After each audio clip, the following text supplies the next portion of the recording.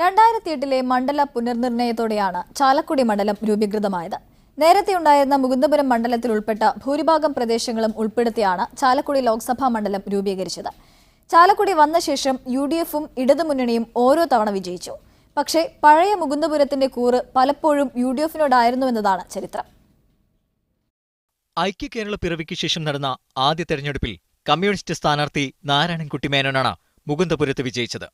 പക്ഷേ വീണ്ടും മുകുന്ദപുരം ചുവന്നു കാണാൻ 1980 വരെ ഇടതിന് കാത്തിരിക്കേണ്ടി വന്നു. പിന്നെ ഇടത്തോട്ട് മുകുന്ദപുരം പോയത് ഒരേ ഒരു തവണ മാത്രം. പത്മജ വേണുഗോപാലിനെ തോൽപ്പിച്ച ലോനപ്പൻ നമ്പാടൻ ലോക്സഭ കണ്ട 2004.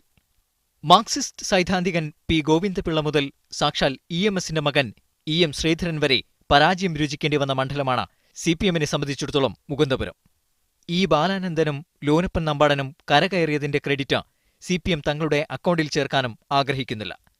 പക്ഷേ ഇന്നസെന്റിലൂടെ മണ്ഡലം കൂടെ പോന്ന ശേഷം ചെറുതല്ലാത്ത ആത്മവിശ്വാസം CPMന് പേരുമാറ്റിയ മുകുന്ദപുരത്തുണ്ട്. പ്രത്യേക സാഹചര്യത്തിൽ യാക്കോബായ സഭ സർക്കാരിനൊപ്പം അല്ലെങ്കിൽ ഇടതുമുന്നണിക്കൊപ്പം നിൽക്കാൻ തീരുമാനിച്ചാൽ പല കാലങ്ങളിലും യാക്കോബായ സഭ ഇത്തരം സഭാതർക്കങ്ങളുടെ പേരിൽ ഇത്തരം കാര്യങ്ങളിൽ ഖണ്ഡിതമായ നിലപാടെടുത്തിട്ടുണ്ട്.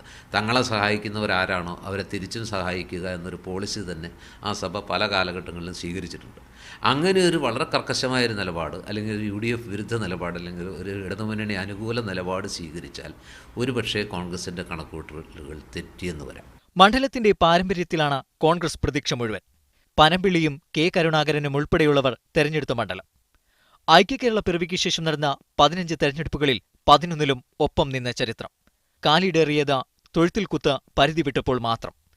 ചരിത്രത്തെ ചേർത്തു പിടിച്ച പ്രതീക്ഷകൾ കോൺഗ്രസ് പാളയത്തിൽ വാനോളും. കോൺഗ്രസിലെ ആഭ്യന്തര കലാപവും അതുപോലെ തന്നെ പടലപിണക്കവും കുതികാൽ വിട്ടുമൊക്കെ ശക്തമായ ഘട്ടത്തിൽ മാത്രമാണ് ഇടതുപക്ഷത്തിന് അവിടെ രാഷ്ട്രീയ വിജയം നേടാൻ പറ്റിയിട്ടുള്ളത്.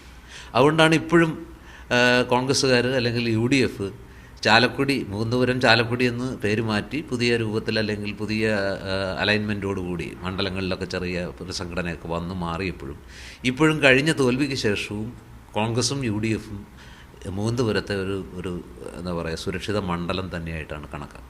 ഏറ്റവും സുരക്ഷിത മണ്ഡലമായിട്ട് അന്നും ഇന്നും കോൺഗ്രസ്സുകാർ കരുതുന്നത് അതിൻ്റെ ഭൂതകാലവും ആ മണ്ഡലങ്ങളുടെ ചരിത്രം മാളയും ചാലക്കുടിയൊക്കെ ഉൾപ്പെടെയുള്ള കോൺഗ്രസിൻ്റെ ഏറ്റവും ശക്തമായ നിയമസഭാ മണ്ഡലങ്ങൾ ഉൾക്കൊള്ളുന്ന ഒരു ഭാഗമായിരുന്നു മുകുന്ദപുരം. മണ്ഡലത്തിൽ യാക്കോബായ സഭയ്ക്ക് ശക്തമായ സാന്നിധ്യമുണ്ട്. സഭയുടെ നിലപാട് മുൻകാലങ്ങളിൽ ഐക്യമുന്നണിക്കൊപ്പമായിരുന്നു.